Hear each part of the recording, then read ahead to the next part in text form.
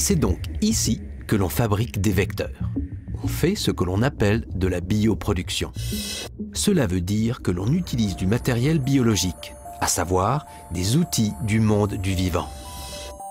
Pour commencer, on utilise des cellules usines spécialement développées pour être capables, si on leur donne les bons signaux, de fabriquer des biomédicaments, c'est-à-dire le bon gène médicament associé au bon transporteur. Et pour cela, il va nous falloir beaucoup de cellules usines.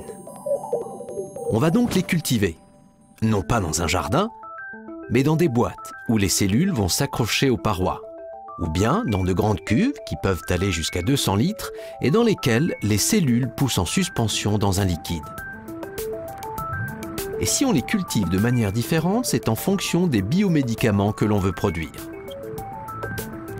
Dans les deux cas, pour qu'elles se multiplient, on leur donne des nutriments, avec de bonnes doses d'oxygène et de CO2. Et surtout, on surveille la température. Tous ces paramètres sont très importants et la moindre variation peut tout faire rater. Une fois la quantité suffisante obtenue, il est temps de leur donner le signal pour fabriquer les biomédicaments. Pour ce faire, on leur fournit un programme sous forme de morceaux d'ADN qui renferme toutes les informations nécessaires pour construire le gène médicament et son transporteur. Il ne reste plus qu'à récupérer les biomédicaments, c'est ce qu'on appelle la purification. Cela se passe dans cette colonne, appelée colonne de chromatographie. Elle va retenir les biomédicaments et laisser passer tout le reste. Puis, on verse un liquide pour les décrocher. À la sortie, on récupère 4 litres de produit.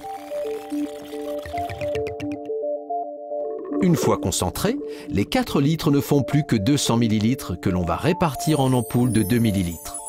On obtient donc 100 ampoules. Puis, ces produits vont être contrôlés par le département contrôle qualité, qui aura également, dès la réception et à chaque étape de la fabrication, contrôlé très strictement et de manière permanente chaque composant. C'est ce biomédicament, répondant aux exigences réglementaires, qui sera administré aux patients dans le cadre d'essais cliniques. Cela se déroulera en plusieurs phases pour évaluer la tolérance et l'efficacité du produit.